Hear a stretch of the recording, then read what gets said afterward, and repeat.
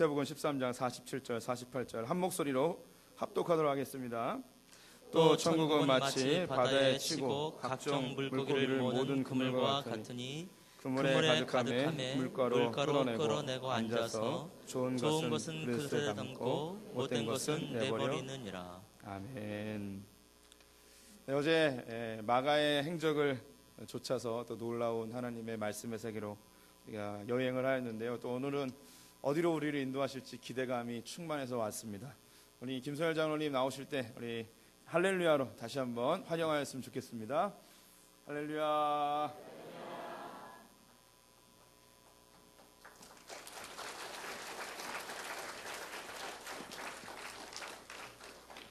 찬양하시는 열기가 너무 뜨거워서 상당히 덥네요. 제가 좀 죄송하지만 벗고 하겠습니다. 위에만 벗을게요.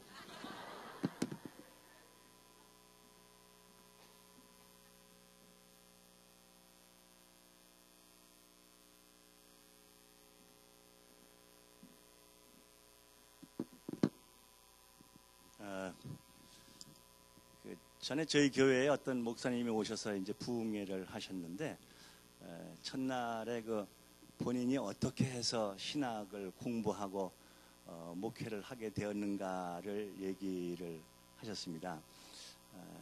유년부를 마치고 이제 아동부를 마치고 중등부에 들어갔을 때인데 교회에서 성경 암송 대회가 있다고 하더래요.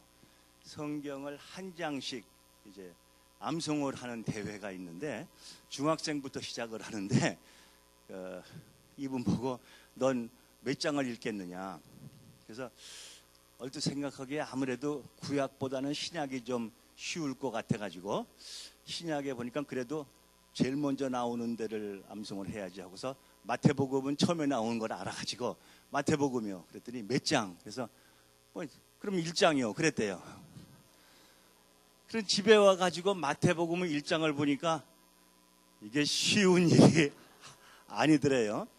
그래서 그 마태복음 1장을 외우느라고 아주 머리에 쥐가 나는 줄 알았는데 암송도 나중에 대회에 나가서도 제대로 못하고 어물어물했는데 나중에 그 마태복음 1장을 열심히 읽다가 결국은 신학을 공부하게 되고 이제 목사가 되었다고 얘기를 하시더라고요. 그 아시다시피 마태복음은 첫 장을 딱 펼치자마자 아브라함과 다윗의 자손 예수 그리스도의 세계라 해가지고 그 계보가 많이 나오는데 잘 모르는 사람은 거기부터 읽다가 벌써 졸기 시작할 수도 있어요. 한국 이름도 아니고 저희 이스라엘 이름인데 이게 무슨 뜻인지를 모르겠는데 하여간 한참 이름들이 나오니까 좀 읽다가 졸기 시작할 수도 있고 흥미가 없을 수도 있는데 이제 잘 알고 읽으면은 굉장히 은혜가 되는 거죠. 저도 그 목사님 말씀을 듣고서 마태복음 1장 하고서 펼쳐보니까 정말 쉽지는 않더라고요. 근데 이제 이거를 그 1장을 쭉 읽으면서 그 구약 성경에 있는 거의 모든 역사가 그 계보 속에 다 들어있잖아요. 굉장히 그 은혜를 많이 받았는데 물론 마태복음 1장 정도는 다 외우시겠죠. 여러분들 아마 자기는 외워 그러실지 모르겠는데 아브라함과 다윗의 자손 예수 그리스도의 계보라. 아브라함은 이삭을 낳고 이삭은 야곱을 낳고 야곱은 유다와 그의 형제들을 낳고 유다는 다말에게서 베레스와 세라를 낳고 베레스는 헤스론을 낳고 헤스론은 람을 낳고 람은 아미나답을 낳고 아미나답은 나손을 낳고 나손은 살몬을 낳고 살몬은 라합에게서 보아스를 낳고 보아스는 루색에서 오벳을 낳고 오벳은 이새를 낳고 이새는 다윗 왕을 낳으니라. 다윗은 우리아의 아내에게서 솔로몬을 낳고 솔로몬은 르호보암을 낳고 르호보암은 아비야를 낳고 아비야는 아사를 낳고 아사는 여호사밧을 낳고 여호사밧은 요람을 낳고 요람은 우시야를 낳고 그리고 우시야는 요담을 낳고 요담은 아하스를 낳고 아하스는 히스기야를 낳고 히스기야는 므낫세를 낳고 므낫세는 아몬을 낳고 아몬은 요시야를 낳고 요시야는 바벨론으로 사로잡혀갈 때에 여고냐와 그의 형제들을 낳으니라.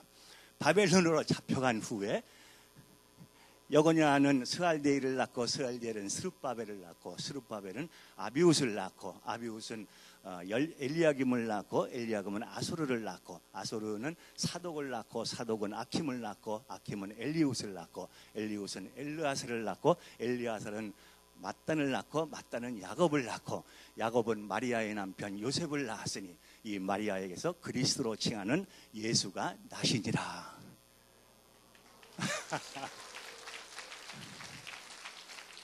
은혜스럽지 않으세요? 자, 이 마태복음을 쓰면서 맨 앞에 이것을 적어 놓아서 모르는 사람에게는 어려울 수도 있지만은 좀 알고 읽으면은 엄청난 은혜가 되는 것입니다. 이걸로 벌써 구약 성경을 다 띄는 거나 마찬가지죠. 자, 어째 이런 마태복음을 쓴 마태는 어떠한 사람인가? 이 마태에 대해서 오늘 좀 따라가면서 이제 추적을 해 보겠습니다. 바다에 그물을 치고 오늘 제목을 이렇게 잡았는데요. 이게 물론 마태복음에 나오는 말씀입니다만은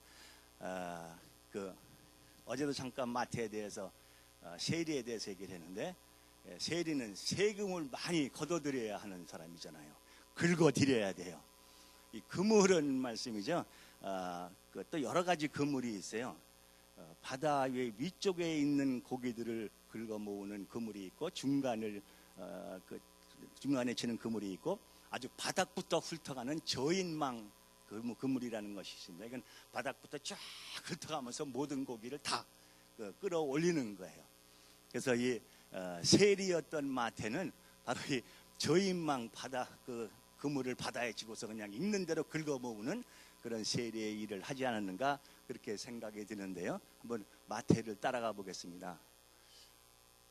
자, 이 마태와 예수님의 만남도 참 극적이지요. 예수님께서 이제 요거 가버나움 세관 앞을 지나가시다가 마태라고 하는 사람이 세관에 앉아 있는 것을 보시고 세금 거두는 사무소입니다. 이르시되 나를 따르라 하시니 일어나 따르니라 그렇게 되어 있어요. 근데 이제 이 마태가 세리인 자기에게 예수님이 뭐라고 그러실까 굉장히 궁금하기도 하고 긴장하면서 있었는데 나를 따르라고 하시니까 너무 좋아서 예수님과 함께 자기 집으로 모시고 가서 집에서 큰 잔치를 열고 많은 사람들을 모아서 예수님과 그의 제자들을 대접을 했어요. 그런데 그 대접하는 일이 그냥 즐거운 일만은 아니었었습니다. 거기에 바리새인들이 와서 그의 제자들에게 이르되 어찌하여 너희 선생은 세리와 죄인들과 함께 잡수시느냐 그랬어요. 자, 어제도 말씀드린 대로 이 세리는 엄청난 세금을 긁어다가 로마에 바칠 뿐 아니라 자기가 먹고 살려면은 그 다음에 그 할당량보다 더 걷어야 자기가 그걸로 먹고 살 수가 있어요. 그래서 아주 껍질까지 벗겨갈 정도로 혹독하게 세금을 걷어야 하는 사람들이다. 이 유대인들이 세리들을 보고는 같은 형제들의 재산을 긁어다가 전부 로마에 갖다 바치는 창녀 같은 놈들이라고 욕을 했고, 그리고 아주 인간 같지도 않은 놈들이라고 이렇게 욕을 하던 처지였었습니다. 그래서 성경에 보면은 대부분이 세리가 나올 때는 반드시 죄인이 같이 나옵니다. 왜 세리와 죄인과 같이 잡수시느냐? 더 심하게 말할 때에는 세리와 창녀가 붙어서 나와요. 근데 바리새인들이 그러는 거는 또 그렇다고 하더라도 예수님도 똑같은 말씀을 하셨어요. 예수님도 이게 뭐라 그러시냐면 세리들과 창녀들이 너희보다 먼저 하나님의 나라에 들어가리라 하고서 예수님도 하필이면 얘기하실 때 세리와 창녀를 같이 붙여서 말씀을 하셨어요. 그러니까 이 세리가 얼마나 사람들에게 괄시받고 천대받는 그리고 미움받는 그러한 존재였었던 것을 알 수가 있습니다. 다음에 보면요. 어제 말씀드린 건데 토마스 이디폴로스라고 하는 사람이 쓴 예루살렘이라는 책에 나오는 구절입니다. 유대인들은 로마 당국이 부과하는 높은 세금을 반대했고 헤롯이 뇌물과 건축 자금을 위해 부과하는 가혹한 세금에 대한 반감이 증폭되어 여러 차례 반란을 일으켰다 이렇게 되어 있어요. 자, 이 로마 당국에 바치는 세금만 어마어마했을 뿐만이 아니라 유대를 통치하고 있던 헤롯 왕이 걷어가는 세금도 또 어마어마했어요. 이 헤롯이 하나님을 믿지 않고 대적하는 그러한 자이기도 하지만은 정치적으로는 굉장히 유능했던 사람이에요. 로마 당국에도 많은 뇌물을 바치면서 신임을 얻었고, 그리고 건축 기술을 가지고 있는 사람이어서 많은 도시와 건물들을 건축을 했습니다. 아시다시피 당시에 예루살렘 성전도 바벨론에서 돌아온 이 이스라엘 유대인들이 이제 솔로몬 때만큼 큰 성전은 돈이 없어서 건축할 수 없지만은 그래도 작은 규모나마 재건을 해놨어요. 조그맣게. 그런데 이제 이 헤롯이 유대를 다스리게 되면서 유대인들의 호감을 얻기, 인심을 얻기 위해서 야, 이게 하나님을 섬기는 성전이 요거 가지고 되겠냐 가지고 그걸 다 부셔버리고 다시 옛날 솔로몬 성전보다 더 웅장한 성전을 건축하기 시작한 거예요. 그리고 예수님 때까지 46년이 걸려서 예루살렘 성전을 그 헤롯 왕이 완공을 했습니다. 그래서 아주 그 유대인들의 인심을 얻기 위해서 그렇게 했고, 가이사랴 같은 항구 하나를 완전히 새로운 항구를 건설을 해가지고, 당시에는 이 아테네에 있는 그 항구가 가장 큰 항구였었는데 그보다 더 웅장한 항구를 만들어 가지고 그 이름을 가이사랴라고 그랬죠. 가이사라는 뜻, 그러니까 황제에게 바치는 항구로다가 그 건설을 한 것입니다. 그 외에도 많은 도시들을 건설을 하는데, 건설하는 건 좋지만은 돈이 많이 들어가잖아요. 이것 때문에 많은 세금을 걷어야 했던 것입니다.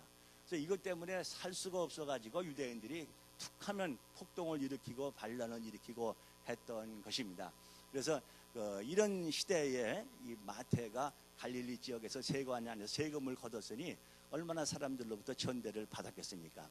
자, 다음에 보면요, 이 마태라는 사람이 어느 정도였었는지 이제 그 위치를 한번 살펴보면요, 이 예수님 제자들의 명단이 마태복음, 마가복음, 그리고 누가복음과 또 사도행전 1장에도 들어있죠.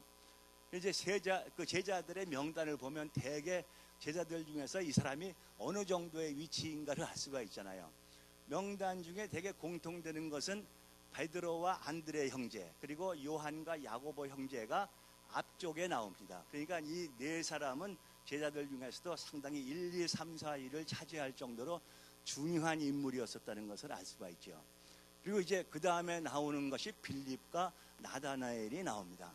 이제 나중에 나오겠습니다만은 이 사람들이 상당히 중요한 위치였었기 때문에 5번째, 6번째를 차지했고, 그 다음에 7, 8번째가 어떻게 되느냐가 중요했어요.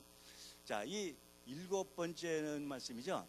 대개 도마를 앞에 세우기를 잘했습니다. 왜냐하면은 도마가 이제 그래도 마태보다는 더 대우를, 마태는 얘는 말이야 제자 중에서도 세리 출신이기 때문에 대우를 못 받아가지고 도마가 앞에 서고 마태가 뒤로 들어오고 그랬어요. 자, 이제 여기 보면요, 마가복음에서 이건 베드로가 불러준 거 아니에요? 그러니까 베드로가 보는 제자들의 서열입니다. 그러니까 근데 서열인데 보면은 그래도 이 마태를 앞에다 7번째에다 세우고 도마를 뒤에다 세웠어요. 왜냐하면은 도마는 예수님의 뭐 못자국을 만져봐야 내가 믿겠다 이렇게 의심 많은 제자였었기 때문에, 그래도 말이야 마태가 묵묵하게 일은 하지만은 그래도 도마보다는 낫잖아. 베드로가 보기에는 마태를 조금 낮게 본 거예요. 이 뒤에 나오는 사람들은 사실은 왜 뒤로 처자하면요, 맨 뒤에 나오는 게 가룟 유다 아니에요. 이 사람은 예수님을 배반하고 팔아먹었기 때문에 그래서 앞에 나올 수가 없죠. 그래서 맨 뒤에 나왔어요, 가룟 유다가. 그 다음에 뒤에 나오는 게 가나나인 시몬과 다데오. 이 가나안이 아니고 가나나라는 것은 아람어로 열심당이라는 뜻입니다. 열심당 시몬, 이 당시에 열심당이 어제도 말씀드린 것처럼 폭력혁명을 주장하는 사람들이에요. 테러리스트의 단체인데 이 열심당에서 시몬이라는 자기 당원을 예수님 제자에 집어넣어가지고, 야, 그 무슨 메시아라고 하는 사람이 왔다고 그러는데, 구세주라고 하는데 그 사람이 도대체 어떤 선생인지 한번 알아봐. 그래서 맞으면 일정 비슷하게 가겠다 예수님 제자 속에 꼽아놓은 거예요, 열심당에서. 이 사람이 시몬이었던 것입니다. 그리고 요 다데오라는 사람은 시몬과 아주 가까운 친구였었어요. 그래서 이 사람도 거의 시몬과 비슷한 열심당에 가까운 사람이었다고 볼 수가 있는 거죠. 그래서 요 세 사람이 제일 밑으로 들어갔어요. 그 다음에 나오는 것이 알페오의 아들 야고보라고 나오는데, 작은 야고보라고 하는데, 이 사람은 말씀이죠, 어떤 사람인지 잘 알 수는 없지만은 알페오는 우리가 좀 들어본 이름입니다. 왜 그러세요? 이 알페오는 마태의 아버지도 알페오의 아들이고 이 야고보도 알페오의 아들이기 때문에 이게 야고보가 혹시 마태의 동생이 아닌가 그렇게 생각하는 학자들이 많이 있습니다. 어쨌든 그러면은 야고보가 그렇다고 하면은 역시 세리의 동생이니까 세리하고 같은 취급을 당하는 거죠. 근데 형이 먼저 나와야죠. 그래서 이 네 사람은 다 밑으로 쳐지고 그리고 이제 마태와 도마가 남았는데 베드로는 마태를 그래도 앞세워 놓고 도마를 뒤에다가 세운 것입니다. 이제 마가는요, 베드로가.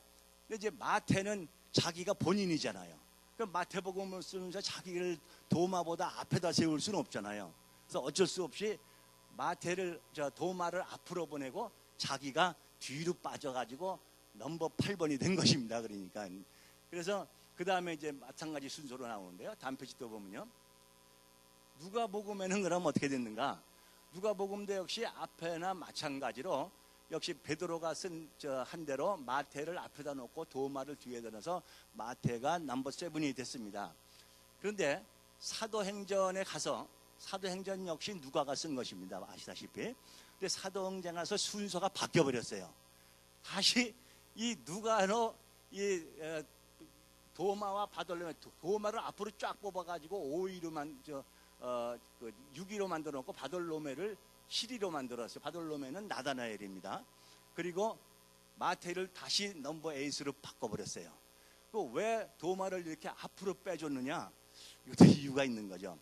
자, 이 누가가 사도행전을 쓸 때에는 바울이 로마로 잡혀갔을 때 AD 61년이거든요. AD 61년이면 이때는 한참 도마가 인도에 가서 열심히 선교를 하고 있을 때입니다. 이 도마가 처음엔 의심쟁이로다가 사람들이 무시했는데 인도에 가서 뭐 순교를 각오하고 열심히 선교를 하고 인도의 공주와 왕을까지 전도를 해가지고 세례를 줄 정도로 굉장한 성과를 올렸거든요. 그러니까 이 도마가 올라가는 수밖에요. 그러니까 앞으로 올라가고 그 다음이 나다나엘이 나오고 마태가 다시 8번으로 다시 쳐지게 되었던 것입니다. 어쨌든 이 뒤에 있는 열심당이라든가 예수님을 팔아먹은 가론 유다를 빼면은 마태는 항상 맨 꼬레비에서 첫째 둘째로 이렇게 밀리는. 왜 밀렸겠어요? 세리 출신이기 때문에. 그래서 이렇게 밀리는 처지였던 것입니다. 그런데 말씀이죠. 다음 페이지 보면요. 야, 뒤에서 나와 앞에 서다. 여기 말이죠. 이게 뭔지 아세요? 네? 마망두교 행론 고전고의 신약 성경에 그 앞에 글자를 해가지고 그 찾는 순서 아니에요. 신약 성경에 27권의 성경이 있는데 맨 앞에 마태복음이 위치하게 되었던 것입니다. 어제도 말씀드린 대로 마가복음이 먼저 기록됐는데 이건 뒤로 빠지고 마태복음이 신약 성경의 맨 앞에 편집되게 되었어요. 뒤에서 나와서 앞에 선 것입니다. 이게 마태 자신이 쓴 마태복음 20장 16절에 이유가 나옵니다. 이와 같이 나중된 자로서 먼저 되고 먼저 된 자로서 나중되리라. 자, 그래서 이 마태가 일개 세리 출신 그렇게 천대받고 무시당하던 그 마태는 말씀이죠. 워낙 이 사람의 12제자 중에서도 성경에 보면은 이렇게 예수님이 불러서 예수님 모셔서 잔치를 했다는 거 말고는 마태가 관계되는 사건이 하나도 없어요.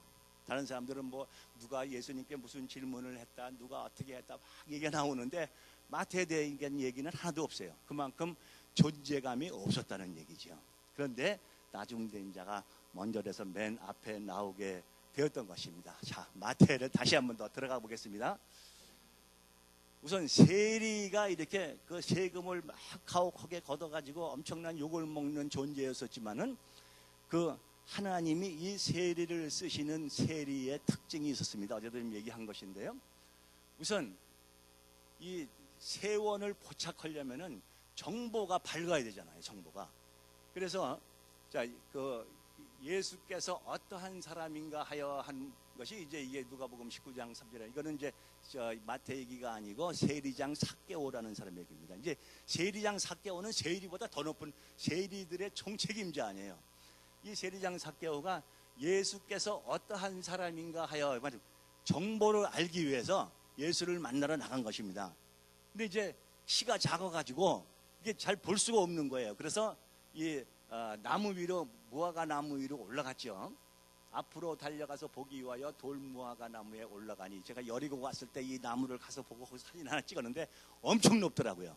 하여튼 그 나무로 겨우 올라갔어요, 이 키 작은 사람이. 그러니까 뭐냐면 관찰하기 위해서 높은 데 올라가서 잘 봐야 어디서 돈을 많이 벌고 어디서 돈이 남는지 알아야 세금을 거둘 거 아니에요. 그래서 관찰력이 뛰어난 사람들입니다, 이 세리는. 그 다음에 또 마태가 지금 저 앞에서 얘기한 대로 바다에 그물을 치고 각종 물고기를 모으는 그물과 같다. 이게 수집력, 세원을 포착해서 세금을 걷어들이는 능력인데, 정보를 수집하는 능력도 마찬가지라는 얘기죠. 그 다음에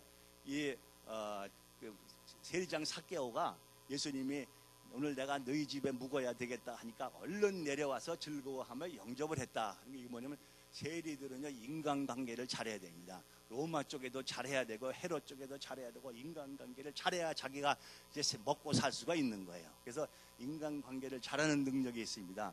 그리고 이제 예수님께서 너희 집에 묵겠다고 그러니까 제가 이제 다른 사람들에게 빼앗은 것이 있으면 많이 뺏었죠. 그런데 빼앗은 것이 있으면 네 갑절이나 갚겠나이다. 이런 결단력을 가지고 있었어요. 그래서 이런 능력을 세리가 가지고 있었기 때문에 하나님이 쓰시기 위해서 이 마태를 이제 찾으신 것이고, 예수님께서 마태를 나를 따라오라고 부르신 것입니다. 다음에 또 보면요.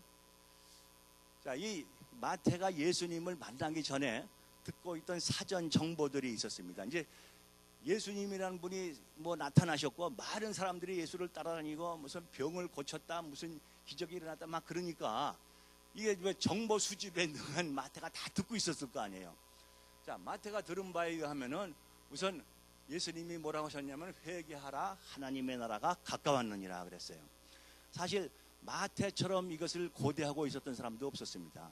사실 레위 집안이라면 어마어마한 권위 있는 집안이고 제사장인 집안인데, 이게 어떻게 갈릴리 바닥에 와가지고 남들이 천하게 여기는 세금쟁이나 하고 앉아있으니 맨날 욕만 먹고, 그러다 보니까 그렇지 하나님의 나라는 언제 오는가, 그러지 하나님의 나라를 고대하고 있던 사람 중에 하나였었는데, 예수님께서 회개하라, 천국이 가까웠나니라 했다고 하시니까 도대체 이게 어떤 사람인가 하고서 정보를 수집해둔 거죠. 우선 베드로와 안드레, 야고보, 요한을 제자로 부르셨다는 것을 들었어요. 야, 이분이 이렇게 대단한 분이, 하나님의 아들 되시는 분이 오시면은 굉장한 학벌이, 스펙이, 요즘 스펙이 좋은 사람이라든가 무슨 혈통이 좋은 사람이라든가 뭐 이런 사람들을 찾으실 줄 알았는데, 이런 갈릴리 바다의 어부들을 제자로 삼으셨다는 거 보니까 이분이 좀 특이한 분이다 하는 걸 알 수 있었겠죠. 그 다음에 소문이 온 수리아에 퍼져가지고 모든 앓는 자, 각종 병에 걸려 고통당하는 자, 귀신 들린 자, 중풍병자들을 데려오니 예수님이 고치시더라 그랬어요.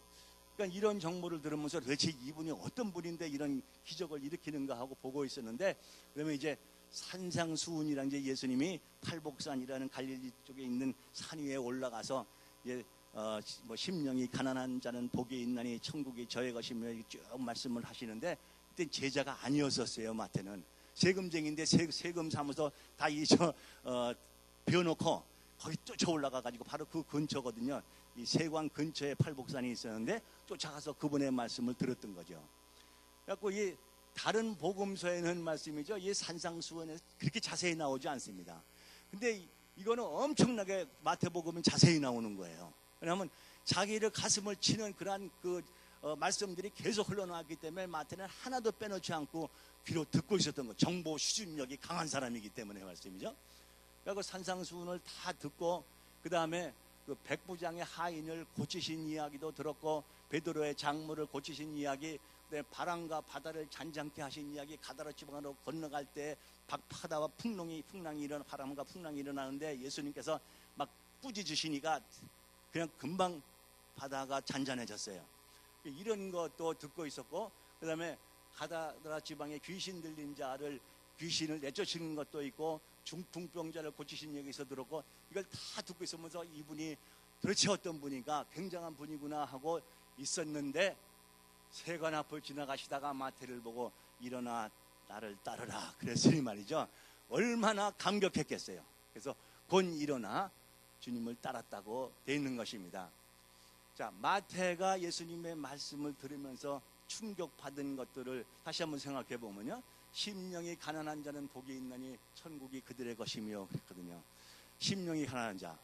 마태는 비록 사람들로부터 세금을 긁어 모아 가지고 근근히 살아가고 있었지만은 레위 집안의 자존심 다 이제 잃어버렸고 정말 심령이 가난하게 돼 있었어요. 근데 예수님이 말씀하시기를 심령이 가난한 자는 복이 있다. 깜짝 놀란 거죠. 그 다음에 또 애통하는 자는 복이 있다. 애통할 수밖에 없잖아요.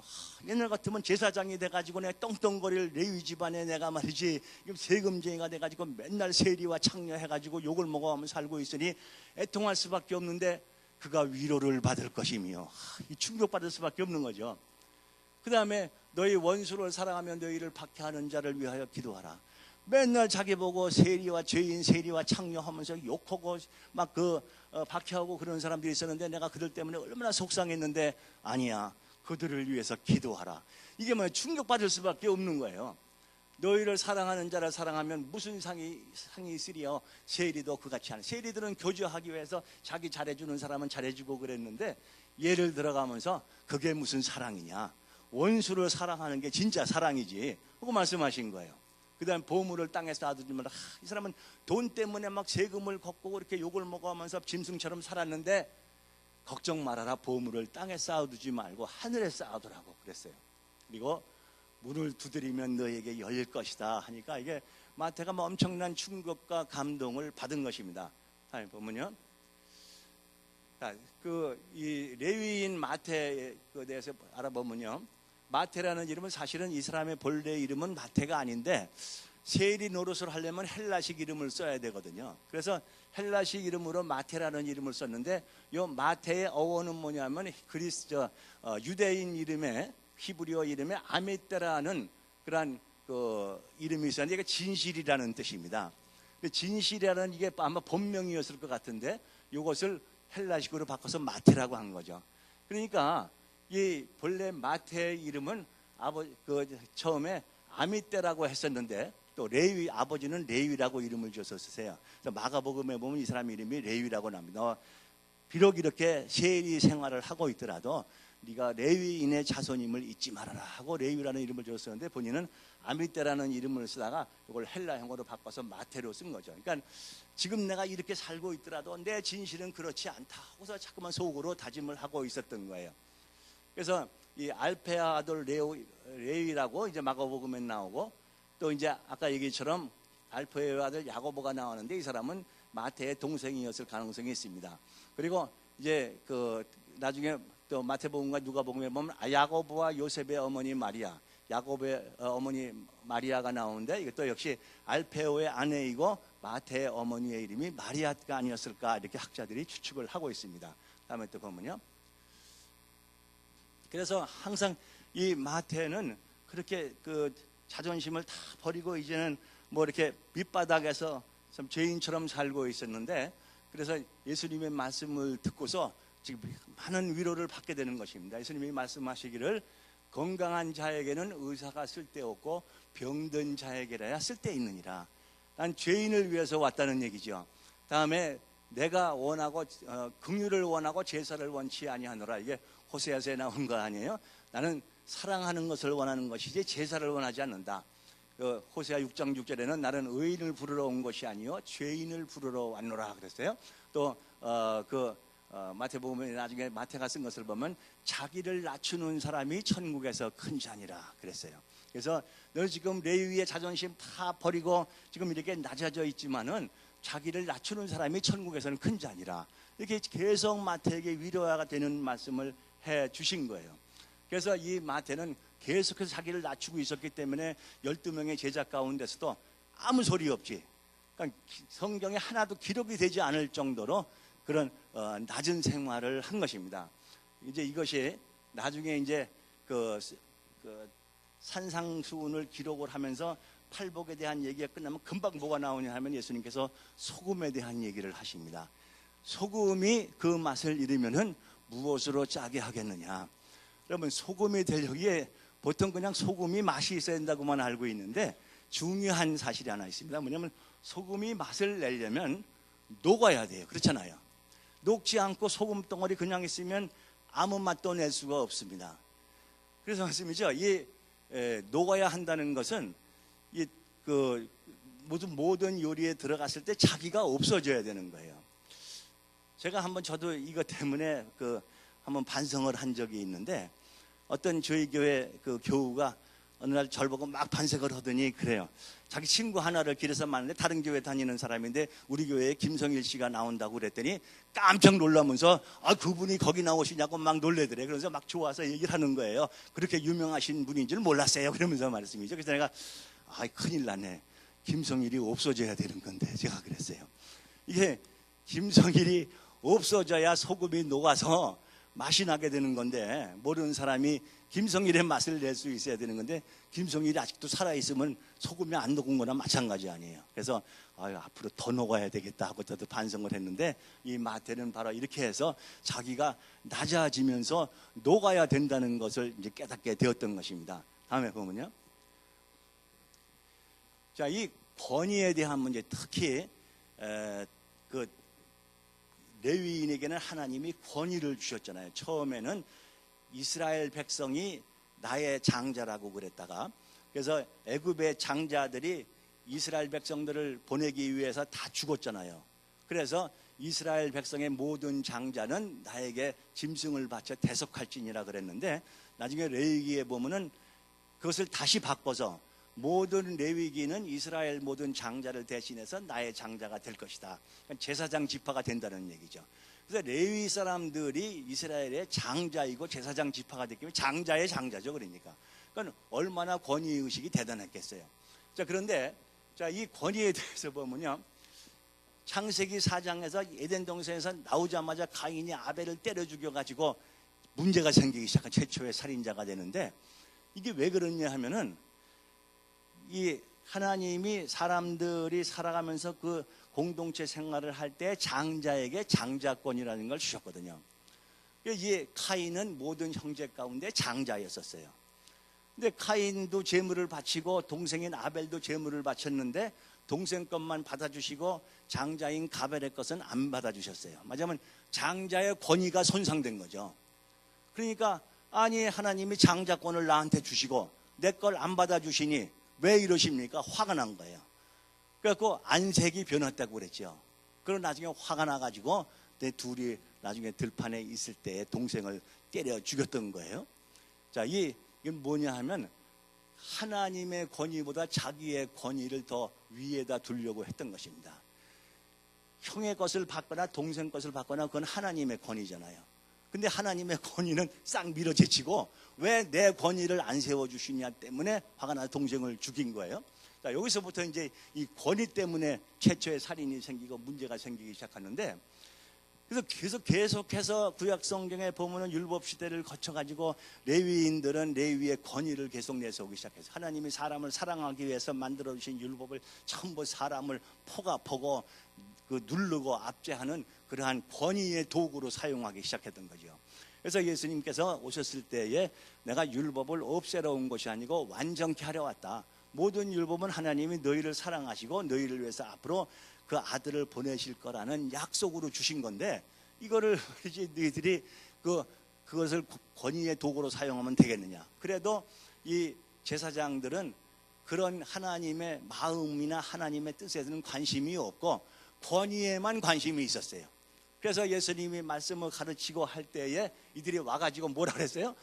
대제사장들과 백성의 장로들이 나와 가로되 네가 무슨 권위로 이런 일을 하느냐. 말씀에는 관심이 없고 권위에만 관심이 있었던 거죠. 네? 그러니까 예수님께서 나중에 말씀하시기를 이 제자들이 자꾸 누가 서로 큰 자냐고 막 따지고 다투고 있을 때에 너희 중에 큰 자는 너희를 섬기는 자가 되어야 하리라 그랬어요. 혹시 또 예수님이 제자들에게 다 놓고 말씀을 하신 것이지만은 마태에게는 얼마나 위로가 됐겠습니까? 그래, 섬기는 자가 돼야 돼. 그래서 마태는 섬기는 자가 되고 소금이 되기로 생각을 했던 것입니다. 그래서 자기를 높이는 자는 낮아지고 자기를 낮추는 자는 높아지리라 그러신 거죠. 그래서 예수님이 말씀하실 때가 율법이나 선지자를 폐하러 온 것이 아니라 율법을 완전하게 하기 위해서 하나님이 하신 약속을 성취하기 위해서 내가 왔다고 말씀을 하신 거죠. 그래서 권위는 바로 이게 자기를 높이는 것이 권위가 아니고 낮추는 것이 권위라는 것입니다. 다시 한번 보면요. 다음. 그래서 이 마태가 복음서를 쓸 때는 우선 마가가 자기가 베드로로부터 받아서 쓴 거에 보니까 아무래도 이거 빠진 거에 많은 것 같아요. 근데 이거 아무리 물어봐도 베드로는 대답을 안 해주고, 그래가지고 이 그물로 고기 낚는 것처럼 세금을 긁어들이기 잘하는 이 정보 수집의 전문가인 마태에게 사본을 갖다 줘가지고 빠진 걸 좀 당신이 선생님이 보충을 해주십시오 하고 사본을 갖다 줬던 거죠. 그래서 누락한 내용을 파악하기 시작을 했습니다. 자, 어째서 예수님이 베드로를 처음 만난 게 요단강가에서 만났다고 들었는데 그건 어디로 없어지고 갈릴리 바다에서 만난 걸로 되어 있을까? 왜 나사로가 부활한 것 같은 중요한 사건이 베드로가 불러준 마가복음에는 빠져 있을까? 이런 여러 가지를 생각하면, 아니 예수님이 십자가를 지고 갈 때 구레네 시몬이라는 사람이 지고 갔다고 되어 있는데, 그리고 그런 얘기를 이제 다 보면서 이게 왜 이렇게 되어 있을까 하고 전부 이제 그 자료들을 갖다 수집해 갖고 정리를 한 거예요. 그래서 자기가 또 세리 업무를 하려면 외국 사람들이 뭐 여러 사람들이 왔다 갔다 하니까 외국어를 잘해야 되잖아요. 헬라어는 물론이고 아람어 메소포타미아와 벨란 말을 다 해야 되기 때문에 그런 훌륭한 언어구사 능력을 가지고 있었다고 이제 황금전설이라는 책에 나와요. 그래서 그런 실력을 가지고 마태복음을 직접 이제 쓰기 시작했는데, 그 다음에 예수의 모친 마리아로부터 또 청취한 자료들을 정리를 했어요. 자, 예수란 분이 어떤 분인가를 알아야 되는데, 이분이 갈릴리에 와서부터는 이게 소문을 내가 다 들었는데 또 이분이 어디서 어떻게 태어난 건지 모르잖아요. 근데 이제 마태복음 12장 끝에 나중에 마태가 써놓은 거에 보면은 예수님이 어떤 집에서 사람들하고 이렇게 얘기를 하고 계실 때 밖에 예수님의 어머니하고 형제들이 찾아와서 밖에 어머니와 형제들이 찾아왔습니다 그러는데, 예수님이 그러시죠. 누가 내 어머니고 누가 내 형제냐? 하늘에 계신 내 아버지 뜻대로 행하는 자가 내 어머니고 내 형제들이다 그랬어요. 자, 이게 더 중요한 말인데요. 다른 게 아니라 이 모든 이스라엘 사람들이 사실은 다 그랬어요. 하나님께서 하나님의 독생자이고 구세주를 이 세상에 보내신다고 그랬는데, 모든 이스라엘 사람들이 다 로마의 압제로부터 우리를 해방시키고 이스라엘의 이 권위를 다시 되살리는 그러한 새로운 왕으로서 오실 거라고 다 믿고 있었어요. 이것은 이스라엘 다른 사람들뿐만이 아니라 예수님의 어머니 마리아와 형제들도 다 그렇게 믿고 있었어요. 근데 이분이 와서 그냥 하늘나라 얘기만 자꾸 하시니, 하나님 나라 얘기만 하시니까 사람들이 실망을 해가지고 뭐야? 아니 이스라엘은 어떻고 하나님 나라만 자꾸 찾는 거야? 미친 거 아니야? 이러고 자꾸 예수님을 비난을 하니까 이제 뭔가 그 얘기를 하기 위해서 온 것 같은데, 예수님이 하늘에 계신 아버지 뜻대로 하는 자만이 내 어머니고 내 형제다. 근데 이제 그래서 사실은 마리아도 대단한 사람 아니에요? 돌에 맞아 죽을 것을 각오하고 그 아버지를 모르는 성령으로 잉태된 아들을 낳았기 때문에 그 믿음이 대단한 사람이지만, 누가복음 2장에 나오는 마리아의 찬양 노래를 보면요, 전부 혁명가예요. 지금으로 말하자면 운동권 노래가 아니다 반대한다 한다 그것처럼 하나님의 아들을 세상에 보내서 모든 부자들과 이런 권위 있는 자들을 내치시고 불쌍한 자들을 건져주시고 전부 혁명가예요. 그게 그러니까 마리아도 예수님이 혁명가로 오실 줄 알았던 거죠. 형제들은 물론이고. 이제 그랬는데, 그래서 예수님이 냉담하게 얘기하시고 마리아 어머니하고 형제들은 멀쓱해서 가버리니까, 이때 정보 수집의 전문가인 마태가 말씀이죠. 그 기회를 놓칠 수가 없잖아요. 쫓아나가가지고, 저 어머니 한 가지만 여쭤볼게요. 저 예수님이 처음에 태어나실 때 어떻게 됐습니까? 그러니까 이제 마리아가 신나가지고, 맞아, 그때 말이야, 동방박사들이 말이지 유황과 황금과 모략을 가지고 와가지고 선물을 하고 경배를 하고 어쩌고 막 그때 얘기들을 다 해준 거예요. 그래서 그런 얘기들을 전부 마태가 다 정보 수집을 할 수 있었던 것이죠. 그렇게 해가지고 자료를 정리해서 다음에 보면요, 이제 그 마태복음을 쓰기 시작하는데, 그래서 이 마태는 이제 모든 이러한 일들이 다 우연히 된 것이 아니고 전부 하나님의 뜻에 의해서 된 것이라는 것을 확증하기 위해서 맨 앞에다가 이 아브라함과 다윗의 자손 예수 그리스도의 계보라는 것을 넣어 놓은 것입니다. 근데 이 계보가 말이죠, 많은 분들이 생각해요. 혈통의 계보라고 생각해요. 아브라함이 이삭을 낳고 이삭이 야곱을 낳고 야곱이 유다와 그의 형제들을 낳고 쭉 나오니 이게 혈통의 계보가 아니냐. 근데 보면요, 혈통의 계보는 아닌 것 같아요. 여기서 자랑할 만한 혈통이 말이죠, 다 무너져 버렸어요. 예를 들어서 이 유다는 다말에게서 베레스와 세레를 낳았더니, 이게 다말은 말이야 며느리예요. 자기 부인이 아니고 며느리를 창녀로 잘못 알아가지고 거기서 뭐 동침을 해가지고 베레스와 세레를 낳는데, 다말은 또 이방 가나안 여자예요. 하나님은 아주 가나안 여자를 싫어하시잖아요. 가나안 여자하고 이방 여자하고 해가지고서 베레스와 세레를 낳고, 또 이 살몬은 라합도 가나안 여자 아니에요. 여리고성에 살던 가나안 여자하고 해가지고서 결혼해가지고 보아스를 낳고, 보아스는 또 이방 여자 암몬 여자 룻을 만나가지고 또 룻에게서 오벳을 낳고, 이 밧세바도 다윗이 이게 더 이 말이죠, 참 대단한 게 뭐냐면은, 다윗은 우리아의 아내에게서 보아스를 솔로몬을 낳고 그랬잖아요. 이게 그 솔로몬이 직접 자기가 다윗의 아들인 솔로몬이 쓴 그 잠언에 보면요, 이런 게 있어요. 남의 아내와 간통하는 자는 그 죄를 영원히 씻지 못할 것이다. 그 얘기를 했어요. 예? 그래 자기 아버지가 자기를 낳을 때 그렇게 했는데, 예? 그래가지고 마태복음 1장에다가 다윗은 우리아의 아내에게서 솔로몬을 낳고, 그냥 성경 읽는 사람이 아무리 읽다가 졸아도 여기까지는 읽어요. 예? 그러니 온 세상 사람이 다 다윗은 우리아의 아내에게서 솔로몬을 낳고 이렇게 된. 이 밧세바도 가나안 여자거든요. 밧세바의 본래 남편이 우리아인데, 우리아는 가나안에 속하는 햇사람이잖아요. 밧세바라는 이름이 본래 가나안 이름은 밧수아라는 이름인데, 수아의 딸이라는 뜻이고 이게 가나안 이름이에요. 그런데 거기까지는 좋은데 또 있어요. 이 그 솔로몬은 르호보암을 낳고, 르호보암은 야비야를 낳고, 아비야는 아사를 낳고, 아사는 여호사밧을 낳고, 여호사밧은 요람을 낳고. 여기까지는 괜찮은데 요람은 우시야를 낳았다. 이거 아니잖아요. 요람은 이 이세벨의 딸 아달랴를 데려다가, 이걸 두로 왕의 딸 공주 아니에요. 가나안의 딸 데려다가 이 여자하고 결혼을 해가지고 아하시아를 낳았어요. 그리고 그 아하시아에게서 요아스라는 왕이 태어났어요.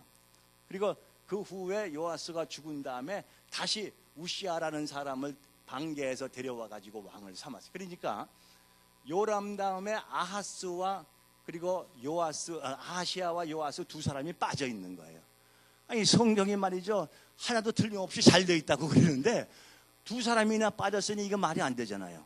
그러면 아달랴의 딸인데, 아달랴이 6년 동안 그 유다에서 말이죠, 정권을 잡아가지고 온통 이 나라를 바알과 아세라로 만들어버렸어요. 이세벨의 딸이니까. 그러니까 이 혈통을 인정할 수가 없는 거죠. 그래서 이 아하시아와 요아스를 빼버리고 바로 우시아로 가버린 거예요. 두 명이 빠져버렸어. 그러니까 이 계보 자체가 혈통의 계보가 아니라는 걸 알 수가 있죠. 이방인이 이렇게 4명의 여자가 들어가 있지, 거기다가 두 사람이 또 빠져 있지, 이건 혈통의 계보가 아니에요. 그럼 이게 무슨 계보냐? 그러면 혈통이 아니라면은 다음에 보겠습니다. 이것은 하나님께서 주신 약속의 계보라는 것입니다. 혈통을 통해서 내려온 것이 아니라 하나님의 약속을 잊지 않고 있었던 사람들의 계보라는 얘기예요. 그래서 아브라함과 다윗의 자손 예수 그리스도라고 그랬는데, 아브라함에게 주신 약속이 뭐냐면 씨가 나와요. 내 씨로 말미암아 천하 만민이 복을 받으리라 하고 하나님이 그 모리아 산에서 약속을 하셨어요. 아브라함에게 주신 약속. 다윗에게도 씨가 나와요. 내 수완이 차서 내 조상들과 함께 누울 때 내가 내 몸에서 내 씨를 내 뒤에 세워서 그의 나라를 견고하게 하리라. 이걸 다윗은 지 인간적인 욕심 때문에 요 씨가 바로 솔로몬일 거야 하고서 솔로몬에게 성전을 지으라고 명령을 내렸죠. 근데 이게 솔로몬이 아니라 내 뒤에 몸에서 날 내 씨를 내 뒤에 세우겠다는 것은 예수 그리스도를 의미하는 거죠. 이 씨가 나오고, 실제로 예수님에 대한 직접적인 예언이 되는 이사야 53장을 보면은 그가 그의 영혼을 속건제물로 드리기에 이르면 그가 씨를 보게 되며 그의 날은 길 것이요 그의 손으로 여호와께서 기뻐하시는 뜻을 성취하시리로다. 그래서 아브라함과 다윗의 자손 예수 그리스도의 계보가 된 것입니다. 그것은 혈통의 계보가 아니라 씨, 그러니까 하나님의 약속의 계보라는 것이지요. 그래서 우리가 이것을 혈통의 계보로 오해하면 안 됩니다. 그러면 4명이나 이방 여자가 들어가 있고 그리고 2사람이 또 빠져 있는데 이 혈통의 계보가 될 수가 없는 거죠. 다음에 또 보죠. 그래서 이 마태가 얼마나 이 권위에 대해서 깊이 생각을 했고 순종에 대해서 생각을, 순종은 뭐냐면 약속의 계보를 성취하는 분은 바로 순종의 아들로 오셔야만, 권위를 내세우는 아들이 아니라 순종의 아들로 오셔야만 약속을 성취할 수 있다는 것을 말한 것이죠. 자, 약속과 성취의 기록을 보면, 그래서 이제 이 마태복음은 계속 약속과 성취가 나옵니다. 마태복음 1장 전부터 그 하나님의 아들이 오신다고 처녀 마리아가 잉태해서 아들을 낳는다고 하는데, 그래서 이것을 바로 그가 처녀가 잉태해 아들을 낳고 그의 이름은 임마누엘이라 하려 그러는데, 이것이 이사야 7장 14절에 나오는 말씀이라는 것을 분명히 이제 이 마태가 밝혀놓는 것입니다. 또 그 동방 박사들이 와가지고 야, 이 동네에서 무슨 유대인의 왕이 나신다고 그랬는데 어디서 나는 겁니까 하니까 학자들이 얘기하기를 미가서의 말씀을 얘기하죠. 베들레헴만 오는 유대 고을 중에서 가장 작지 아니하도다, 바로 이 베들레헴에서 태어나실 것입니다 하고 대답을 하는 게 다 마태복음에 나오는 얘기 아니에요. 그 다음에 애굽으로 피난 간 것은 이거는 마태밖에 몰랐어요. 딴 사람도 그걸 얘기해 주는 사람이 없으니까 마태가 이 예수님 어머니 마리아를 쫓아가가지고 어렸을 때 얘기 좀 들려주십시오. 그 사실은 말이야, 애굽에 갔다 온 적이 있어. 그러니까 그거 딱 듣고서 이 마태는 호세아 11장 1절에 애굽에서 내 아들을 불렀다 하는 것을 가서 줘가지고 이제 그 예언과 성취를 다 짝을 맞추는 거죠. 그래서 또 라마에서 그러니까 헤롯이 말이죠, 화가 나가지고 2살 이하의 아이들은 다 죽여버려라 하고 명령을 내렸잖아요. 근데 이것도 예레미야 31장 5절에 라마에서 슬퍼하며 통곡하는 소리가 들리니 라헬이 그 자식을 위하여 애곡하는 것이다. 이게 그래서 이 예레미야서에 나오는 예언과 이 헤롯의 어린애 학살 사건을 다 이렇게 그 약속과 성취로다가 연결시켜서 이렇게 다 기록을 한 거예요. 그러니까 이 마태의 기록을 보면 레위 지파 출신이기 때문에 이걸 다 찾아서 맞출 수가 있었던 것이죠. 다음에 또 보면요.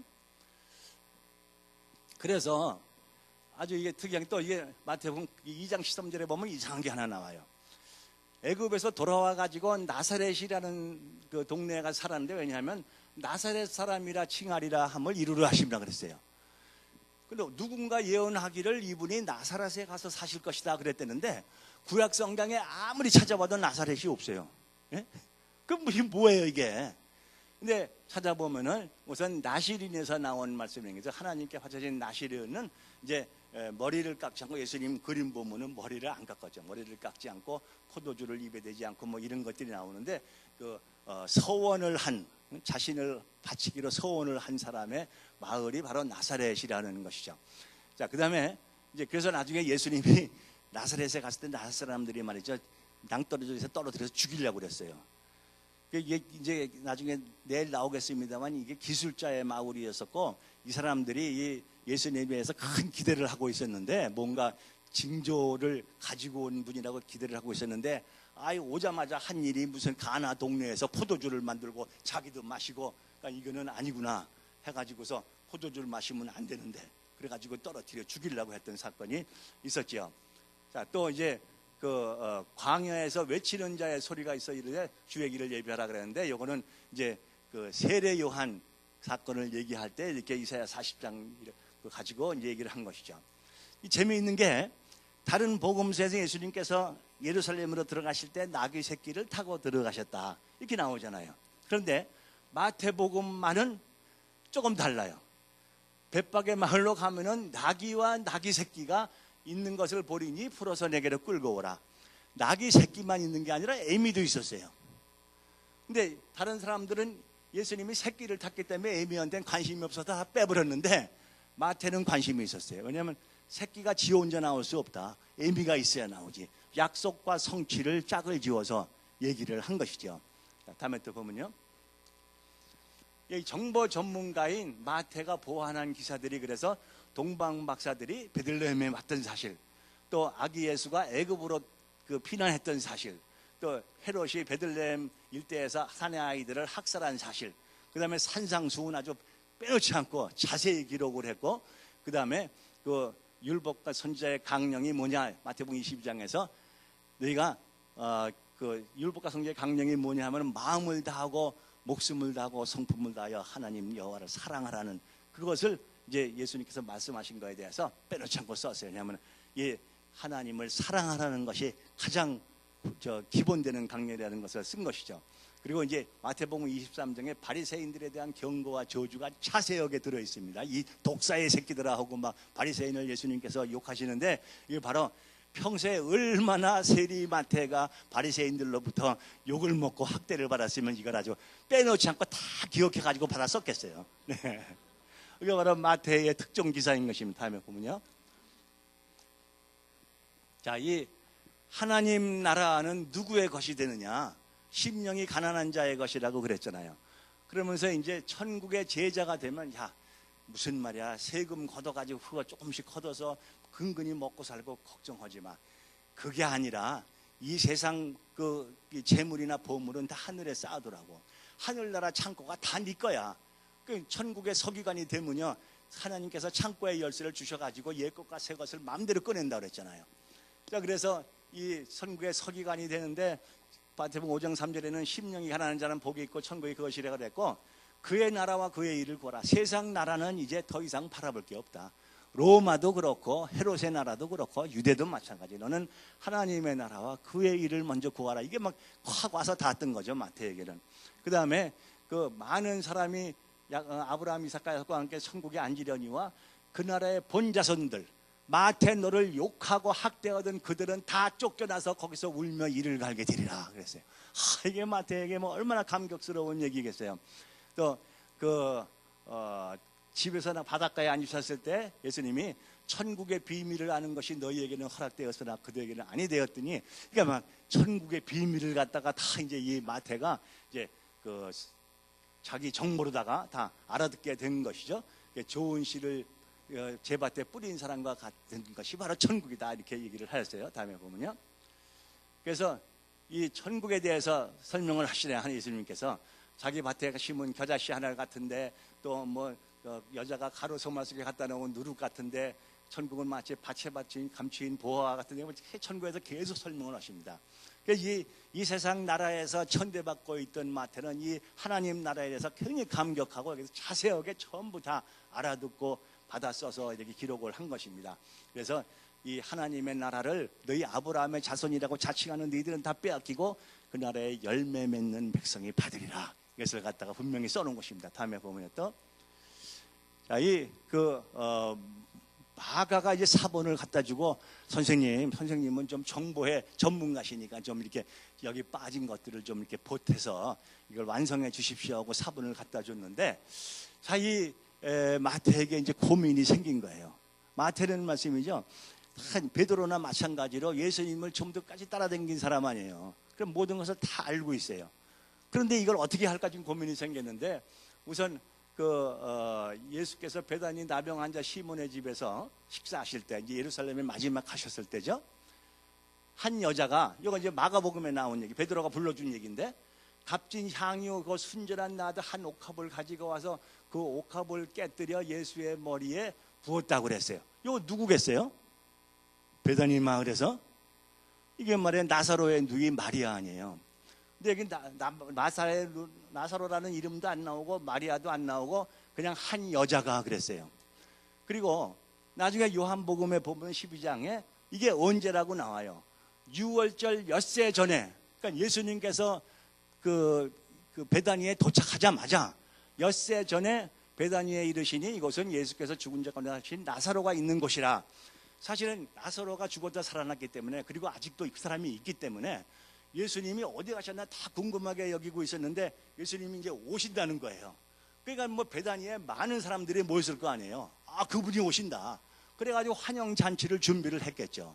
그래서 그 환영잔치를 하는 자리에서 이 나사로의 누이 마리아가 그 옥합에 들어있는 나드 향유를 가지고 와서 예수님의 발에 부었고, 이때 가룟 유다가 막 성을 내면서 그걸 300데나리온에 팔아서 가난한 사람들에게 주지 왜 그걸 허비하느냐고 막 그랬잖아요. 이런 사건이 있었는데 베드로가 불러준 건 말이죠. 그 베다니 나병 환자 집에 식사하실 때 이렇게 했는데 여기 어디 나오느냐 하면은 예수님께서 이제 예루살렘에 왔다 갔다 하시다가 마지막 유월절 만찬을 하시기 전에 여기 나와요. 그러니까 엿새 전이 아니에요. 유월절 하루 전에 나오는 거예요. 그럼 이거 마태는 지금 정확히 자료를 수집하는 정보 전문가인데 자기도 그 자리에 참석을 했었고 분명히 예수님께서 베다니에 오시자마자 엿새 전에 이런 사실이 있었는데 이게 왜 유월절 전날로 박혀 있는 거야 이게. 베드로가 왜 이렇게 불러준 거야? 이 고민이 아닐 수가 없는 거예요. 야, 이걸 어떻게 하면 좋으냐? 자, 이제 다음에 그럼 베드로한테 가서 따질 수도 있죠. 아니 베드로 형, 이거 도대체 이거에 말이야 예수님 베다니에 오시기 첫날 이루어진 사건인데 왜 6월절 전날로 해놔서 뭐 이것은 따질 수도 있는데 말씀드린 것처럼 마태는 맨날 제자 서열의 맨 꽁무니에 있는 사람이고 그걸 하늘 같은 수제자 베드로에게 가서 이게 막 따질 수 있는 입장이 못 돼요. 그럼 고민스럽지 않을 수가 없는 거야. 자, 그래서 베드로가 예수님을 처음 만난 곳이 정말 갈릴리 해변인가? 자기가 알기로는 요단강에서 처음 만났다고 그러는데 그걸 왜 안 불러줬냐? 베다니 석사는 왜 저녁 식사가 6월절 직전에 거기다가 넣어놨느냐? 그리고 나사로가 다시 살아난 사건은 엄청나게 중요한 사건인데 그건 왜 빼먹고 또 안 불러줬느냐? 또 골고다 현장에 보니까는 마리아 거기 마가복음에 보면은 베드로가 불러준 데는 예수님의 어머니 마리아하고 요한은 없어. 그냥 여자들만 있었다고 돼 있어요. 근데 거기에 모친 마리아와 요한이 거기 갔었다는 얘기를 제가 들었는데 그건 왜 베드로가 빼먹고 안 불러줬느냐? 이게 뭐 다 의무냐? 이게 다른 사람도 아니고 하나님의 독생자이신 예수 그리스도가 이 세상에 오셔서 하신 일을 적어놓는 이게 중요한 문서인데 이걸 이렇게 사실과 다르게 해놓으면 어떻게 하느냐? 마태가 고민될 수밖에 없는 거죠. 이게 이 정확한 사람이. 자, 다음에 보면요. 자, 그래서 베드로는 이렇게 불러줬고 자기가 알기로는 이렇고 한데 이걸 어떻게 하면 좋으냐? 마태가 직접 쓴 것이 팔복에 나오는 게 있잖아요. 화평케 하는 자는 복이 있나니 그들의 하나님의 아들이라 일컬음 받을 것이요. 내가 이거 베드로가 불러준 걸 내가 이거 아니라고 그래가지고 베드로하고 나하고 문제가 생기면 화평케 하는 게 아니잖아요. 이거 그러면 어떻게 해? 근데 또 너희의 의가 서기관과 바리새인보다 낫지 못하면 결코 천국에 들어가지 못하리라. 또 이 마태복음 이것도 예수님 말씀에 나와요. 예? 서기관과 바리새인들이 나보고 맨날 욕하고 말이죠. 나 못 살게 구고 천대하고 그랬는데 내가 또 이게 베드로하고 붙어가지고 이러면은 이게 말이야 천국에 들어가지 못한다 그래. 이거 어떻게 해야 좋아? 이건 고민인 거예요. 다음에 또 보면요. 자, 이 마태의 결론을 이제 들어보시기 바랍니다. 마태복음 8장에 이런 게 나와요. 막 예수님과 제자들이 이제 배를 타고 가다라 지방으로 건너 예수님은 피곤해서 이제 이게 막 주무시고 계셨어요.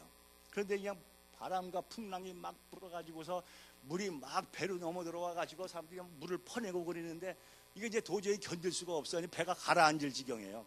그래서 할 수 없이 예수님을 깨웠어요. 이거 어떻게 할 수 없습니까? 그랬더니 예수님이 일어나셔가지고 어찌하여 무서워하느냐 믿음이 작은 자들아 하시고서 일어나서 바람과 바다를 꾸짖으시니 아주 잔잔하게 되거늘 그랬어요. 바람과 바다를 예수님이 꾸짖었더니 잔잔하게 됐다. 그러니까 사람들이 모두 놀랍게 여겨서 말하되 이가 어떠한 사람이기에 바람과 바다도 순종하는고 하고 놀란 거예요. 근데 이게 말이죠, 여러분들 이상하게 생각한 거 없어요? 예수님이 뭐 기적을 일으켜가지고 바람과 바다를 조용하게 하셨다. 거기까지는 좋은데 이상한 거 없어요? 바람과 바다가 이렇게 바람이 불고 바다가 풍랑이 일고 하는 것은 이건 마귀가 할 수 없는 거예요. 하나님이 이 권능을 마귀에게 주신 적이 절대로 없어요. 성경에 보면은 시편 107편에 보면 여호와께서 명령하신 즉 광풍이 일어나 바닷물결을 일으키는도다. 이 바람을 일으키고 바닷물결을 일으키는 파도를 일으키는 것은 하나님이 하시는 고유의 권한이고 누구에게도 이 권한을 주신 적이 없어요. 근데 어떤 사람들은 예수님이 타고 가시니까 마귀가 약이 올라가지고 풍랑을 일으켜서 배를 엎으려고 그랬다. 천만의 말씀. 절대로 하나님은 마귀에게 이 권한을 주신 적이 없어요. 그러면 바람과 바다, 이게 하나님이 일으키신 거 아니에요. 근데 예수님이 일어나서 바다를 꾸짖으셨다 그랬어요. 예? 이건 뭐예요? 아들이 아버지를 꾸짖은 거지. 이거 이해가 가요? 아들이 아버지를 꾸짖었어. 그래 또 광풍에, 그런데 이제 어떠한 사람에게 바람과 바다도 순종하는가? 바람과 바다가 예수님이 꾸짖으니까 잔잔해져 가지고 순종했다고 돼 있어요. 아버지가 아들이 소리를 지르니까 아버지가 순종을 했어. 야, 이것도 이상한 거예요. 또 제가 이거를 곰곰이 생각하다가 제 친구 집에 한번 갔다가 이걸 깨닫는 그 사건이 하나 있었어요. 제 친구 하나가, 저하고 나하고 비슷하죠. 제가 나이가 많잖아요. 근데 이제 이분이 오랫도록 아들은 있었는데 아들을 장가 보내놓고서 손주가 없었어요. 그러다가 오래간만에 손자가 태어났어. 그 놈이 이제 막 아장아장 걸어 다닐 정도로 이제 말을 떠듬떠듬 할 정도로 이제 자라난 거 얼마나 이쁘겠어요. 근데 한 번 이 친구 집에 놀러 가 보니까 막 이런데 파스를 붙이고 이 할아버지가 낑낑 앓고 있어요. 그래서 이거 뭐 어디 병 났어요? 왜 그러세요? 그랬더니 이 손주가 이뻐가지고 이 따다당 하는 총을 하나 사다 줬는데 이놈의 할아버지한테 총을 쏘는 거야. 근데 할아버지가 이쁘다고 그래 잘 쏜다 잘 쏴. 그러니까는 애가 막 화를 내는 거야. 내가 총을 쐈는데 할아버지 왜 안 넘어져? 할아버지를 꾸짖는 거야. 예? 그 할아버지가 어떻게 해야 되겠어요? 넘어져야 돼? 안 넘어져야 돼? 넘어져야 되지. 그러니까 얘가 빵 쏘면 할아버지 꽉 넘어지고, 그래 또 쏘면 또 넘어지고. 재밌으니까 애는 자꾸만 따다다다다다다 하루 종일 넘어지는 거야. 그래고 내가 가니까는 온몸에 파스를 붙이고선 끙끙 앓고 있는 거예요. 이 할아버지가 꼬맹이 손주의 말에 왜 순종했겠어요? 걔가 이뻐서. 예? 그렇기 때문에 이것 또 하나 저를 깨닫게 한 것이 있었는데 뭐냐면, 윌리엄 폴 영이라는 사람이 쓰는 오두막이라는 소설이 있어요. 이거 보신 적 있어요? 이 소설이 말이죠, 한 사람이 아주 귀여워하는 딸이 하나 있었는데 이게 납치범한테 유괴를 당해가지고 살해를 당했어요. 아주 신실하게 믿는 신자인데 말씀이죠. 그러니까 늘 슬픔에 잠겨가지고 딸 때문에 이게 슬퍼하고 있는데, 하루는 문 앞에 우체통에 나가보니까 쪽지가 하나 와 있어. 보니까는 산속 어디로 가면 거기 오두막집이 있는 게 평소에 아는 장소야. 오두막집이 있는데 거기서 좀 만나자 하고선 하나님 이렇게 써놨어요. 뭐야 이거? 하고서는 그 오두막을 찾아가는 거죠. 그래서 오두막에 가니까 세 분이 거기 계세요. 왜 세 분이 계세요? 성부, 성자, 성령 세 분이 거기 계신데 어서 오라고 해가지고 마중을 해서 이제 막 얘기도 나누고 뭐 이렇게 요리도 해서 먹여주고 같이 식사도 하고 그러면서 이제 아주 세 분하고 친하게 됐어요. 그래서 세 분하고 같이 얘기도 하고, 그리고 이제 따로따로 얘기를 하는데, 이제 따로 얘기를 하다가 요 성자 예수님하고 이제 같이 얘기를 할 기회가 있었어요. 그래서 늘 이 예수님의 특징은 순종하는 아들이잖아요. 하나님이 아버지가 뭐라고 그러시든 순종하시는 아들이신데, 이제 자기는 딸 잃어버려 가지고 하나님한테 좀 불평도 하고 슬퍼하기도 그랬는데, 예수님께서는 늘 그렇게 아버지한테 순종하십니까? 그랬더니 나와요. 우리는 서로 순종해요 그러는 거예요. 아들도 아버지에게 순종하고 아버지도 아들에게 순종하고, 순종이라는 것은 사랑과 존중의 관계에서 오는 것입니다 이렇게 얘기했어요.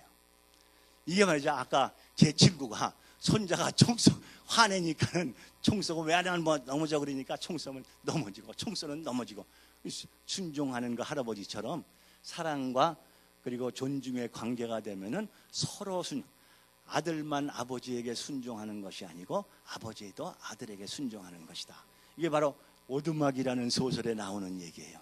그래서 아까 그 친구의 할아버지와 손자의 관계, 오두막이라는 소설에서 본 걸 가지고 깨달았죠. 예? 아들이 어떻게 아버지를 꾸짖을 수가 있는가? 바람과 바다를 꾸짖으니까 바다가 잔잔해졌고, 어떻게 해서 바람과 바다가 이에게 순종하는가 하고서 얘기를 하잖아요. 그럴 수 있다는 것이죠. 적어도 성경을 읽을 때 이 정도의 의무는 가지셔야 돼요. 야, 신기하네. 어떻게 소리 뭐 꾸짖으니까 바다가 잔잔해져.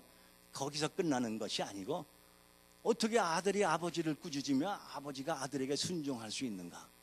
이것까지 여러분들이 아셔야 하나님의 마음을 알 수 있는 거고, 아까 마음과 성품과 목숨을 다해서 하나님을 사랑하라 그랬잖아요. 하나님의 마음을 알아야 진짜 하나님께 순종하는 거예요, 여러분.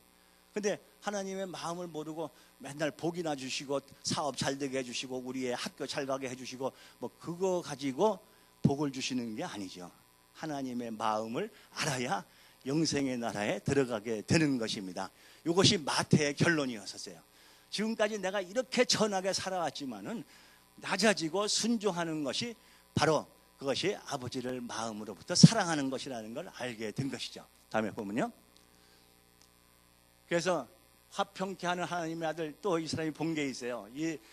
예수님께서 너무 피곤하셔가지고 예수님은 이스라엘에서만 일하라고 아버지가 보내셨는데 이방 지방 두로로 가셨어요. 거기 가나안에 본부가 있는 곳인데 그 이방 여자가 와가지고 자기 딸을, 귀신 들린 딸을 고쳐달라고 하니까 나는 이스라엘 자녀들에게만 위해서 왔지 뭐 이방 사람들 위해서 온 것이 아니라고 하니까, 그리고 자녀의 떡을 취하여 개들에게 던짐이 마땅치 아니하다. 여자 아니에요. 이 와서 부탁하신 분이 여자 보고 개라고 그러면 이거 엄청나니. 아니 예수님도 또 대단하셔. 아니 어떻게 여자 보고 개라고 그래. 여기 여성분들 중에 혹시 누가 개라고 그러면은 아마 가만히 있을 분은 안 계실 거예요. 근데 개라고 그랬어. 개라고 그랬는데 이 사람이 개들도 주인의 상에서 떨어지는 부스러기를 먹나이다. 이게 뭐예요? 평소에 개 취급을 당하던 마태가 그래도 예수님을 따라 지금 다니고 있는데 평소에 개 취급을 당하는 가나안 여자가 그래도 주인의 상에 떨어지는 부스러기를 먹는다. 그러면 마태하고 이 가나안 여자는 똑같은 처지예요. 근데 예수님이 내 믿음이 크도다 하고서 그의 소원을 들어주셨잖아요. 이게 마태복음을 보면 참 마태의 감격스러운 일의 연속입니다. 이게 다음에 보면요. 그래서 세금 문제가 이게 다른 사람은 안 썼는데 마태만 썼어요. 마태가 세리기 때문에 세금 문제에 관심이 있는 거야. 자, 이스라엘 유대인들은 다 성전세라는 걸 반세겔씩 내게 돼 있어요. 근데 베드로가 어느 날 와가지고 예수님한테 성전세를 선생님이 안 내신다고 사람들이 뭐라고 그럽니다. 그랬더니 야, 세금이라는 게 말이야 왕이 백성들한테 걷는 거지 아들한테도 세금을 받냐? 그러니까 아니죠.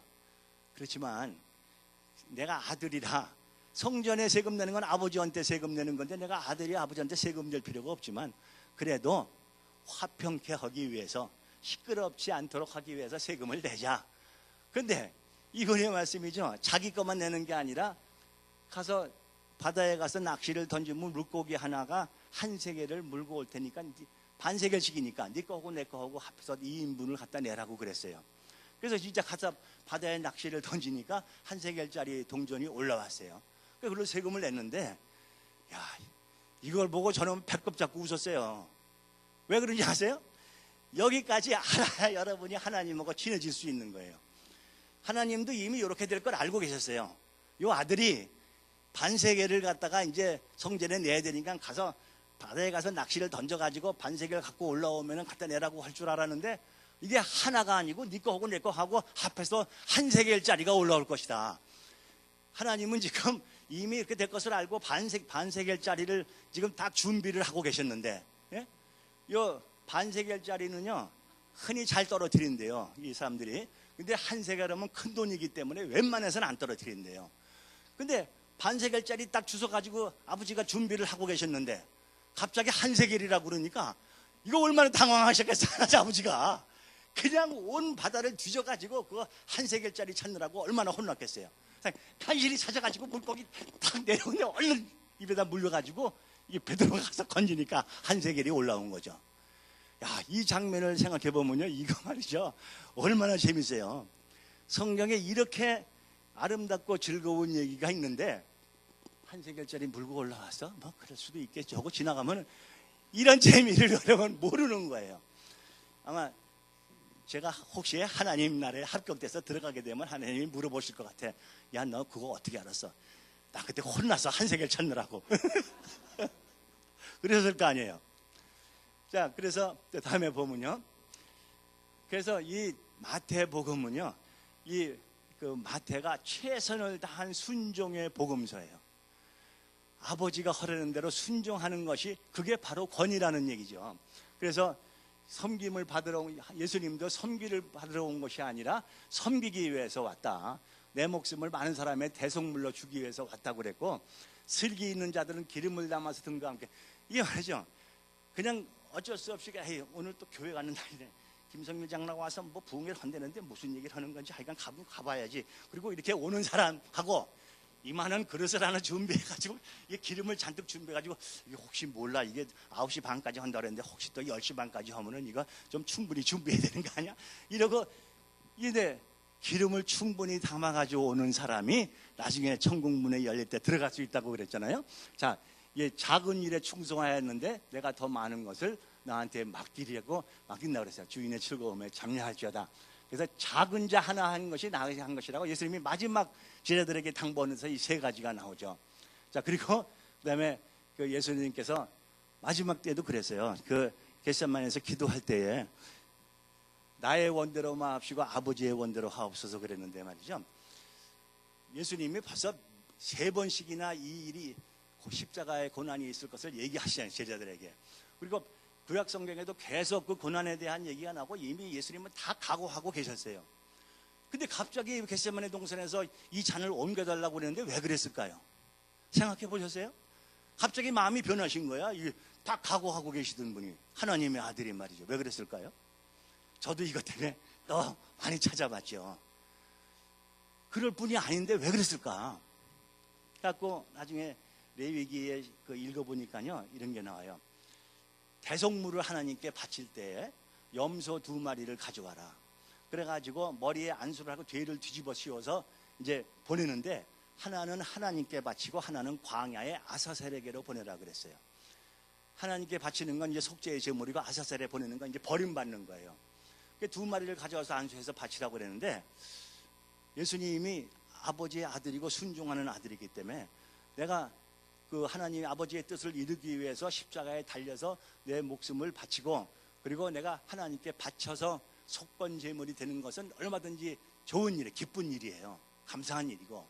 그런데 한 마리는 광야의 아사세계로 마귀에게로 보낸다고 그랬어요. 버림받는 거예요. 아버지께 내가 바쳐지는 것은 감당할 수 있지만은 마귀에게 보내져서 버림받는 것은 내가 견디지 못할. 왜냐하면 아버지와 아들이 서로 순종하고 사랑할 만큼 그렇게 깊이 아버지를 사랑하는데 내가 이제 버림받아가지고 광야로 간다면은 이건 아니잖아요. 그냥 버림받으면 안 된다 하는 뜻에서 이 잔을 옮겨달라고 막 간청을 한 거죠. 근데 응답이 없어 아버지가. 근데 결국 결론이 뭐냐면 그래도 내 뜻대로 마옵시고 아버지의 원대로 하옵소서. 이게 뭐냐면 아버지를 저는 신뢰합니다 이거죠. 여러분 기도할 때 그렇게 한번 해보신 적 있어요? 기도하는데 내 원대로 마옵시고 아버지의 뜻대로 하시옵소서. 아버지를 저는 신뢰합니다. 이게 진짜 기도거든요. 근데 안 해주시면 안 돼요 하고 때를 쓰고 난리를 치면 이거는 사실은 지 뜻대로 해달라는 얘기지 이게. 그 십자가를 지고 골고다 언도로 가시 십자가에 달려 계시는데 그래도 아버지가 야 얼마나 힘드냐 한마디쯤 있으실 줄 알았는데 그것도 없고 아무 징조도 없고 예? 결국은 아무 징조도 없으니까 예수님이 거기서 막 공포에 떨었어요. 진짜 내가 버려지는 거 아니냐. 그래서 내 아버지여 아버지 어찌하여 나를 버리시나이까 하고 부르짖었던 것이죠. 그 부르짖는 그 왜 부르짖었는가 그 마음을 아셔야 여러분이 예수님의 마음을 알 수 있는 거고 그 예수님에게 외면하고 계셨던 아버지의 말씀을 알 수 있는 거예요. 그래야 아버지와 만날 수가 있는 것이. 그 마음을 알아야 마음을 다해서 사랑하라고 그랬으니까. 자 그래서 아버지의 원대로 하옵소서 하고서 이제 이게 바로 예수님의 그 기도이기도 하지만 마태의 기도이기도 한 것입니다. 자 다음에 또 보면요.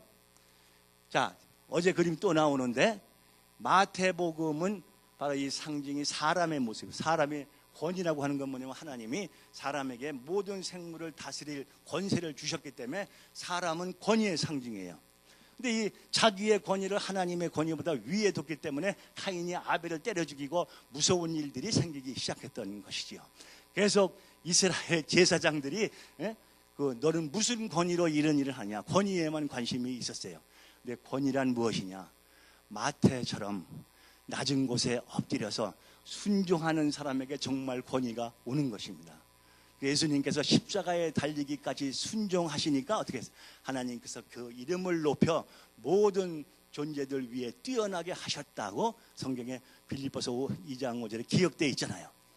그래서 이 마태복음은 바로 이런 권위의 문제, 그다음에 순종에 관한 최선의 기록이 된 것입니다. 다음에 또 보면요, 마태는 결국 나중에 이제 마태복음을 완성해 놓고 나서, 그러니까 자기가 베드로에게 물어보고 싶은 것이 많았지만은, 그러나 누군가는 나중에 쓰겠지, 이거 여기까지 하는 것이 나의 최선이라고 해서 그걸 완성해 놓고 나서 에티오피아로 갔어요.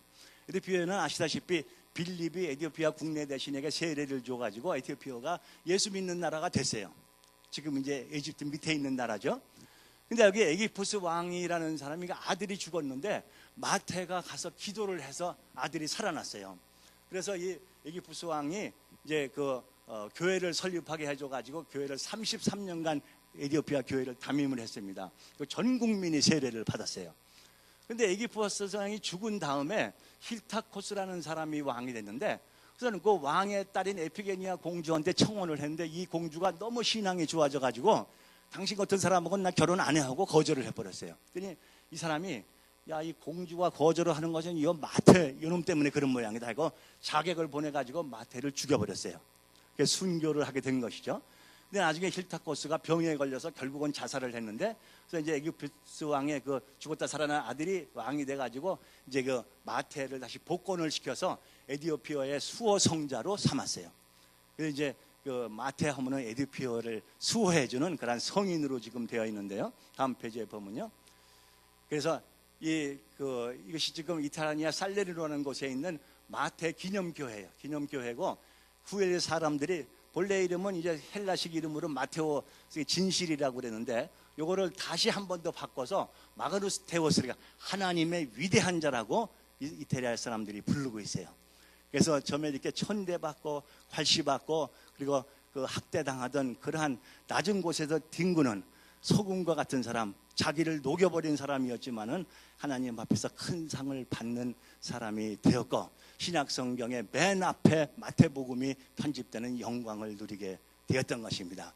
그런 마태처럼 낮아지고 섬기고 순종해서 큰 이름을 받는 여러분들이 되시기를 바랍니다. 기도드리겠습니다.